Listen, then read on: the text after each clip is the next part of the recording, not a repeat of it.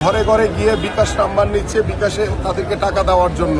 তারা ঘরে ঘরে গিয়ে এনআইডি নাম্বার নিচ্ছে, যাতে সেই এনআইডি নাম্বার দিয়ে তারা এনআইডি কার্ড জালিয়াতি করে তারা যাতে ভোটের মাঠে ভোটের দিন যাতে কারচুপি করতে পারে। দেখা গেছে যে তারা হাতে হাতে গিয়ে 500 টাকা করে দিচ্ছে।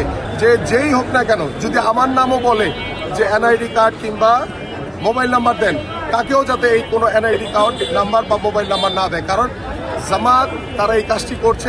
দু একটি রাজনৈতিক দল তারা তাদের ভোটের রাজনীতিতে তারা বিভিন্ন অপপ্রচার, তারা মিথ্যাচারের আশ্রয় নিচ্ছে, এবং যেটি ইতিমধ্যে আমি আগেও বলেছি যে তারা ঘরে ঘরে গিয়ে বিকাশ নাম্বার নিচ্ছে, বিকাশে তাদেরকে টাকা দেওয়ার জন্য।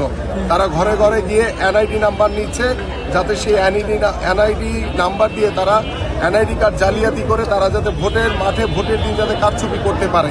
এই ধরনের বিষয়গুলো নিয়ে আমরা ইতিমধ্যে রিটার্নিং কর্মকর্তা, আমরা ইতিমধ্যে নির্বাচন কমিশনকে অবগত করেছি যে বিষয়গুলো তদন্ত করে খতিয়ে দেখার জন্য। এবং ইতিমধ্যে আমাদের কাছে তথ্য রয়েছে গত 2 দিনের তারা কিছু কিছু জায়গায় গিয়ে বিকাশের যে টাকাটা সেটা তারা দিয়েছে, এবং বিকাশে না দিতে পেরে অনেক জায়গায় দেখা গেছে যে তারা হাতে হাতে গিয়ে 500 টাকা করে দিচ্ছে। এবং খুব স্পষ্টভাবে আমি বলতে চাই, যখন সাধারণ মানুষ যখন এই বিষয়টি দেখেছে তখন কিন্তু সাথে সাথে তারা পালিয়ে গেছে। আমার কথা হচ্ছে খুব স্পষ্ট, ভোটের রাজনীতিতে ভোট চাওয়ার অধিকার সবার রয়েছে, কিন্তু তারা এমন কেন কর্মকাণ্ড করবে যে কর্মকাণ্ডের কারণে তাদেরকে পালিয়ে যেতে হবে জনগণের সামনে দিয়ে।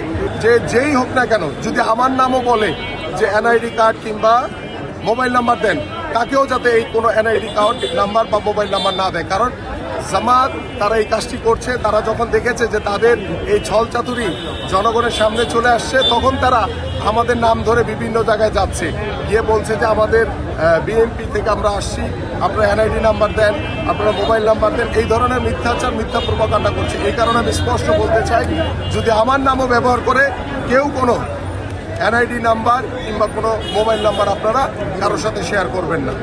আমরা মৌখিকভাবে জানানো হয়েছে, আমরা লিখিত অভিযোগ আজকের ভিতরে হয়তো বা জানাবো যে বিষয়টি আমরা খতিয়ে দেখেছি যে আসলে সত্যতা রয়েছে কিনা। আমরা আগামী রাজনীতিতে গুণগত পরিবর্তন আনতে চাই।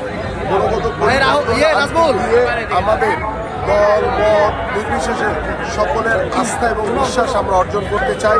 আমাদের কাজের মাধ্যমে, আমাদের পরিকল্পনার মাধ্যমে, আমাদের যে পরিকল্পনাগুলো বাস্তবায়ন করার মাধ্যমে আমরা যেটি চাই যে বিগত সময় আমরা দেখেছি যে ভিন্ন মতের উপরে দমন নিপীড়ন হয়েছে, বাট বর্তমানে আগামী বাংলাদেশে আমরা চাই যে ভিন্ন মতের উপরে দমন নিপীড়ন হবে না। তাদেরকে ভালোবাসা, আন্তরিকতা দিয়ে তাদের বিশ্বাস এবং আস্থা অর্জন করতে চাই। সত্যিকার অর্থে আমরা আর কখনো কোনো প্রতিহিংসা রাজনীতি দেখতে চাই না।